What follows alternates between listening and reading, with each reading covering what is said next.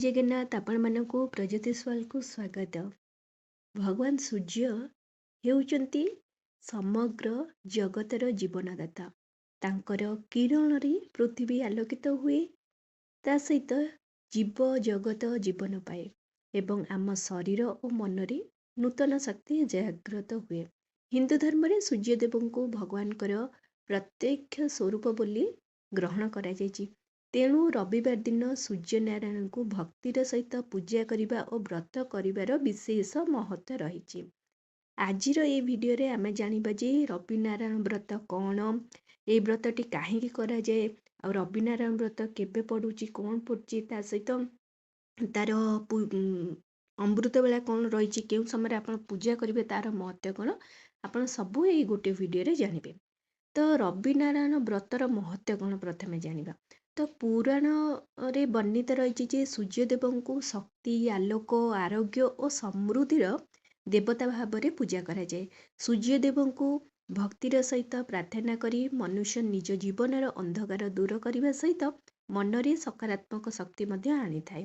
ବିଶେଷ କରି ରବିବାର ଦିନ ସୂର୍ଯ୍ୟଦେବଙ୍କୁ ଜଳ ଅର୍ପଣ କରିବା, ଉପବାସ କରିବା, ମନ୍ତ୍ର ଜପ କରିବା ଓ ତାଙ୍କର ବ୍ରତ କଥା ଶୁଣିବା ମଧ୍ୟ ଶୁଭ ବୋଲି ଗ୍ରହଣ କରାଯାଇଥାଏ। ସେଇ ରବିବାର ଭିତରେ ସବୁଠାରୁ ଭଗବାନ ସୂର୍ଯ୍ୟଦେବଙ୍କର ସବୁଠାରୁ ବଡ଼ ବ୍ରତ ହେଉଛି ରବିନାରାୟଣ ବ୍ରତ।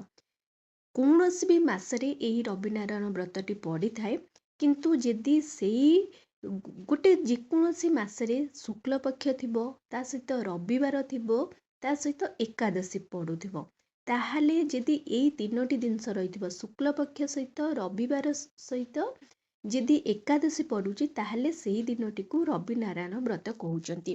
ଆପଣମାନେ ସମସ୍ତେ ଜାଣିଥିବେ ଏଇ 4 ମାସ ପାଖାପାଖି 4 ମାସ ପୂର୍ବରୁ ରବିନାରାୟଣ ବ୍ରତ ଯାଇଥିଲା। ପୁଣି ଏହି ବର୍ଷ ଶ୍ରାବଣ ମାସର ଶୁକ୍ଲପକ୍ଷରେ ରବିବାର ଏକାଦଶୀରେ ଆମର ରବିନାରାୟଣ ବ୍ରତ ପଡ଼ୁଛି ଅଗଷ୍ଟ 23 ତାରିଖ। ଦେଖନ୍ତୁ, ମୁଁ ଆପଣଙ୍କୁ ଅସଲି ଖଡ଼ିରତ୍ନ ପଞ୍ଜିକାରୁ ହିଁ ସୁଟ୍ କରି ଦେଖେଇଛି। ଅଗଷ୍ଟ 23 ତାରିଖ କ'ଣ ଅଛି ଆପଣଙ୍କର ରବିନାରାୟଣ ବ୍ରତ।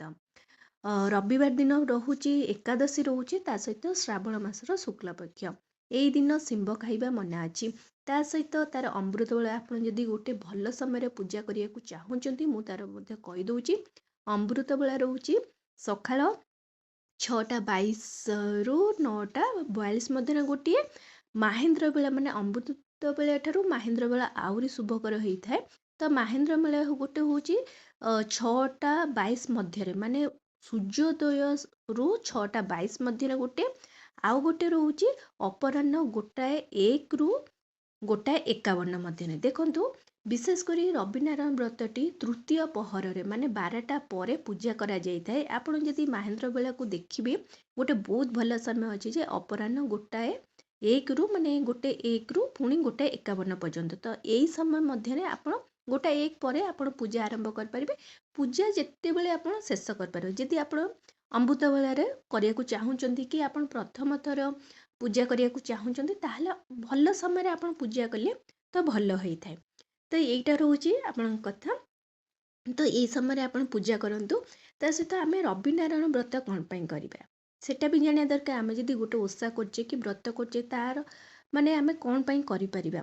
ଦେଖନ୍ତୁ, ଏହି ବ୍ରତଟି ଆପଣ ପଞ୍ଚ ମହାପାତକରୁ ମୁକ୍ତି ପାଇବା ପାଇଁ ଏହି ବ୍ରତଟି କରିପାରିବେ। ପଞ୍ଚ ମହାପାତକ କ'ଣ, ଯେମିତି ଗୋ ହତ୍ୟା ଗୋଟେ ବହୁତ ବଡ଼ ମହାପାପ, ବ୍ରହ୍ମ ହତ୍ୟା, ନାରୀ ହତ୍ୟା, ଏଇ ସବୁ ବହୁତ ବଡ଼ ବଡ଼ ହତ୍ୟାରେ ଯେଉଁମାନଙ୍କର ପାପ କେବେ କ୍ଷୟ ହେଇନଥାଏ, ସେଇ ପାପରୁ ସେମାନେ 7 ଜନ୍ମ ଧରି ଜନ୍ମ ଜନ୍ମ ଧରି କରି ସେଇ ପାପଟି ହିଁ କ୍ଷୟ ହେଇନଥାଏ, ସେ ପାପରୁ କେବେ ମୁକ୍ତି ପାଇନଥାନ୍ତି।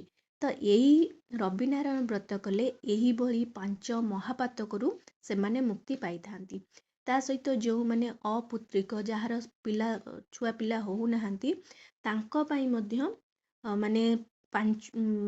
ସିଏ ଯେଉଁମାନେ ଛୁଆ ପିଲା ସନ୍ତାନ ହେଇପାରୁନି, ସେମାନେ এই ବ୍ରତଟି କଲେ ତାଙ୍କର ମଧ୍ୟ ସନ୍ତାନ ଲାଭ କରିଥାନ୍ତି। ଯେଉଁମାନେ ପୁତ୍ର କାମନା କରି এই ଓଷାଟି କରିଥାନ୍ତି, ସେମାନଙ୍କ ପାଇଁ ମଧ୍ୟ ଏଇ ବ୍ରତଟି ବହୁତ ଶୁଭ।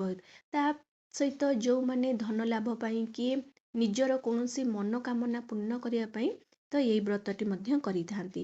ଏଇ ବ୍ରତଟିର ପ୍ରଥମ ନିୟମ କ'ଣ ରହୁଛି? ପ୍ରଥମ ନିୟମ ହେଉଛି ଯେ ଆପଣ ଯେଉଁ ଦିନ ବ୍ରତ କରିବେ ତ ବ୍ରତ ଦିନ ବ୍ରହ୍ମଚର୍ଯ୍ୟର ପାଳନ କରିବେ। କାହା ଉପରେ ରାଗିବେ ନାହିଁ, ରୁଷିବେ ନାହିଁ, କାହାକୁ ନିନ୍ଦା ଅପମାନ ଦେବେ ନାହିଁ, ନିଜ ମନରେ ରାଗ କ୍ରୋଧ କିଛି ରଖିବେ ନାହିଁ। ତା ସହିତ ପତି ପତ୍ନୀ ସଙ୍ଗ ହେଇ ରହିବେ ନାହିଁ। ଗୁରୁଜନ ଲଘୁଜନ ସମସ୍ତଙ୍କୁ ମାନେ ସ୍ନେହ ଶ୍ରଦ୍ଧା ସେଦିନ କରିବେ। ଆଉ ଏଇସବୁ ମାନେ ଆମିଷ ଖାଇବେ ନାହିଁ, ପିଆଜ ରସୁଣ ଖାଇବେ ନାହିଁ।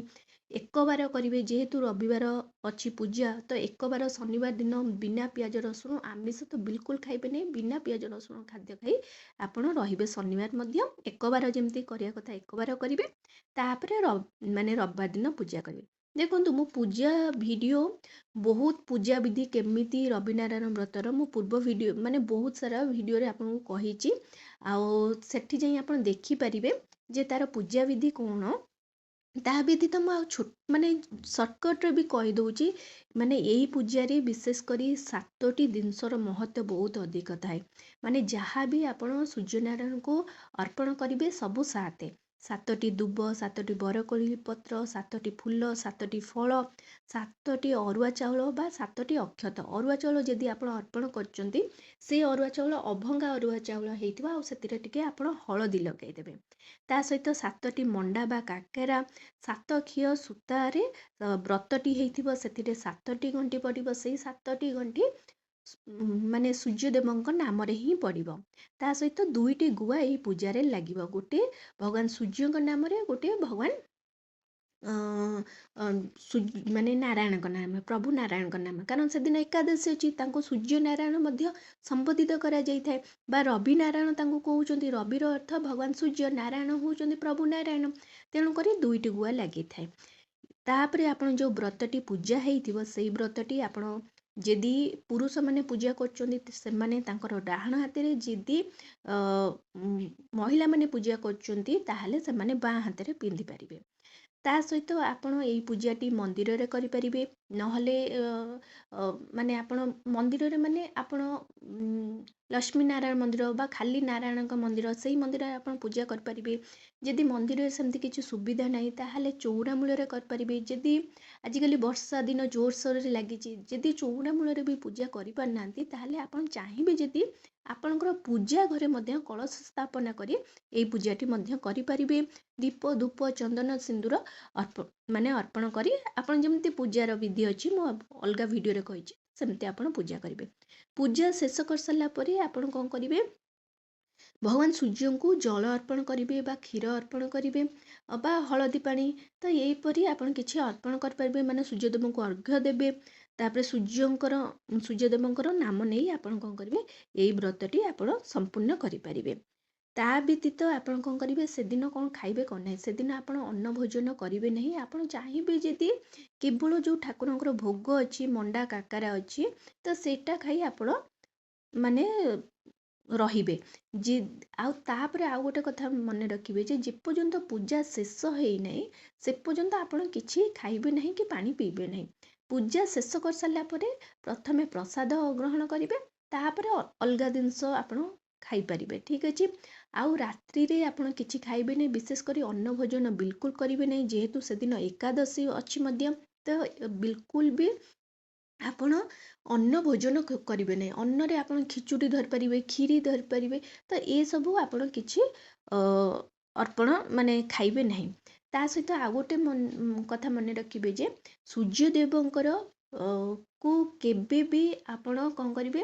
ଅଁଳା ପତ୍ର ଅର୍ପଣ କରିବେ ନାହିଁ। ଆପଣ ସୂର୍ଯ୍ୟଦେବଙ୍କ ପୂଜାରେ ତୁଳସୀ ପତ୍ର ଅର୍ପଣ କରିପାରିବେ, ଆଉ ତୁଳସୀ ପତ୍ର ଅର୍ପଣ ମାନେ କରିବେ, କିନ୍ତୁ ଆପଣ ଅଁଳା ପତ୍ର ଅର୍ପଣ କରିବେ ନାହିଁ। ତା ସହିତ ଧଳା ଜିନିଷ କିଛି ଅର୍ପଣ କରିବେ ନାହିଁ। ଯେମିତି ଆପଣ ପଇତା ଧରକ ଅର୍ପଣ କଲେ, ତ ପଇତାରେ ଆପଣ ହଳଦୀ ଟିକେ ଲଗେଇ ଆପଣ ଅର୍ପଣ କରିବେ। ଆପଣଙ୍କ ପାଖରେ ଧରକ ମାନେ ସପୋଜ ଧଳା ରଙ୍ଗର ବ୍ରତଟି ଅଛି, ଆପଣ ତାକୁ କ'ଣ କରିବେ? ହଳଦିଆ ରଙ୍ଗ କରିଦେବେ, ହଳଦୀ ଲଗେଇ ହଳଦିଆ ରଙ୍ଗ କରିଦେବେ। ତ ଏହିପରି ଭାବରେ ଆପଣ କ'ଣ କରିବେ? ଛୋଟ ଛୋଟ ନିୟମ ମାନିବେ, କାରଣ କେଉଁ ଜିନିଷ କେଉଁ ଭଗବାନଙ୍କୁ ପସନ୍ଦ ନା ପସନ୍ଦ ସେଟା ମଧ୍ୟ ଆପଣଙ୍କୁ ଧ୍ୟାନ ରଖିବାକୁ ପଡ଼ିବ। ତା ସହିତ ଆପଣ ମନେ ରଖିବେ ଯେ କେବଳ ପୂଜା ପାଠ କଲେ ହେବ ନାହିଁ, ଆପଣଙ୍କର ନିଜର ମନରେ ସେତିକି ଭକ୍ତି ଆଉ ସେତିକି ଶ୍ରଦ୍ଧା ମଧ୍ୟ ରହିବା ନିହାତି ଭାବରେ ଦରକାର। ତ ଏଇଟା ହେଉଛି ଆମର ମାନେ ରବି ନାରାୟଣ ବ୍ରତର କଥା। ଆଶା କରୁଛି ଭିଡ଼ିଓଟି ଆପଣମାନଙ୍କୁ ବହୁତ ପସନ୍ଦ ଆସିଥିବ। ଯଦି ଆସିଛି ତାହେଲେ ଏଇ ଚ୍ୟାନେଲକୁ ଜଲ୍ଦି କରି ଲାଇକ୍ ସେୟାର ସବସ୍କ୍ରାଇବ୍ କରିଦିଅନ୍ତୁ। ନମସ୍କାର।